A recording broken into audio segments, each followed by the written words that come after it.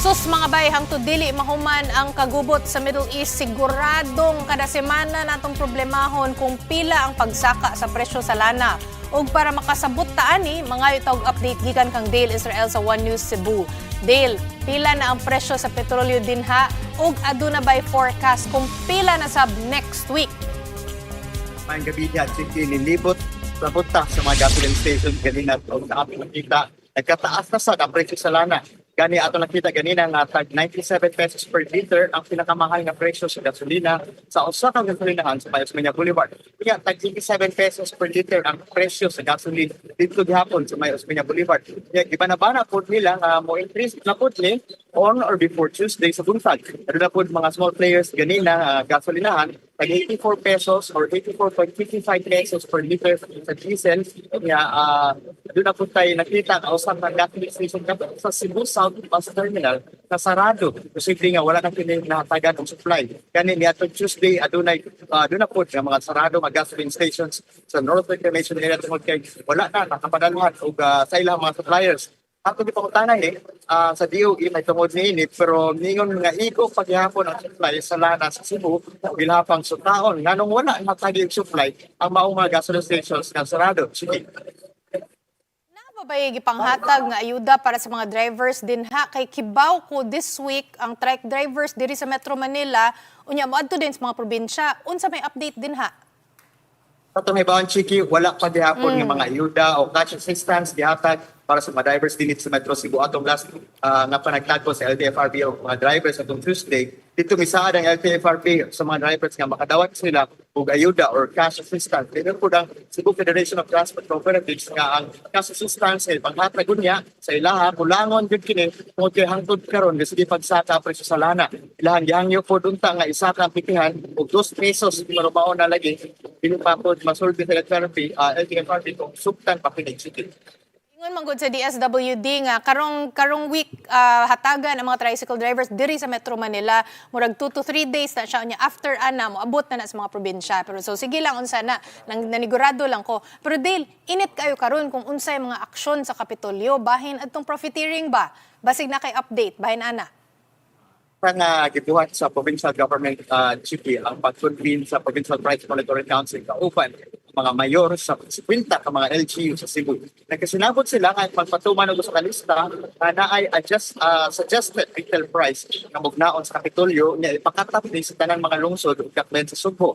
Ang ikaduha, nasabutan ko nga mag-import og bugas kung minus na ang supply sa bugas. Usahon pag-import sa 50 ka LGUs ang ilahang bugas aron paspas na ma-process o balikayan ang pagkunod sa supply nga mao'y mahimong hinungdan kapag sa presyo sa bugas.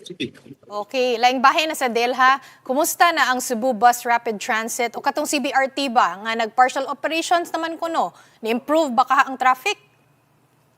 Hindi tayo takaingon nga nimenos ang traffic kaya ano naman po ningon nga natanggong sila sa traffic kagahapon labi na sa Osmeña Boulevard. Ang mga nagsakay sa mga jeep o private nga mga sakyanan pwede pagkatanggong nila tungod kay gamit sa BRT ang tuwa ka lane kagianan sa mga bus. Ang kaning dedicated bus lane sa BRT anamang sa Osmeña Boulevard sa N. Bacalso Avenue dapit sa Cebu South Bus Terminal. Ya atong isubayan gyud og sakay kining BRT kaganiha sige o hamugaway gyud ang biyahe nato gikan sa Kapitolyo padung sa Cebu South Bus Terminal. Puno kayo ang bus pero mas daghan na ang kalikuran niini kumpara sa karaan nga bus gamit sa una. Ang biyahe nato gikan sa Capitol padung sa Cebu South Bus Terminal ibot lang og 8 minutes to para sa una nga mabot og mga 20 minutos. Wala pa noon klaro nga station sa ubang parte sa ruta kay wala pa man himpit nga mahuman. Ang nakalahi lang niini nga bus kay ang bus stop anaa sa tunga sa dalan. So binignaog mo sa pakintura kay pagpintero sa mga bulabay nga sakyanan para moadto sa sidewalk. Ato noon sakton nga buhatan pa siguro nila og sakto nga gianan ikan sa ilahang bus stop padung sa tunga sa dalan. Balik sa imo action. Ma-improve ra siguro na kay birthing pains pa man wrong stage nga ron. O Dale, daghang kayong salamat nimo bay ha. Mao na si Dale Israel gikan sa One News Cebu.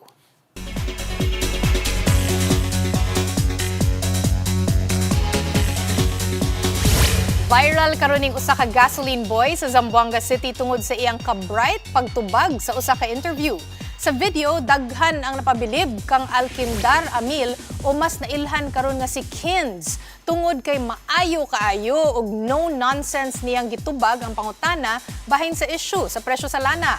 Kinsa may maghandom o magdahom nga bisag iyang trabaho pump attendant o pump boy nakahuman og kurso nga Bachelor of Science in Fisheries ug cum laude pagyud si Kin sa Mindanao State University sa Sulu. Dili lang sa college kay consistent top student po di ay ni siya sukad pa sa elementary hangtod sa high school.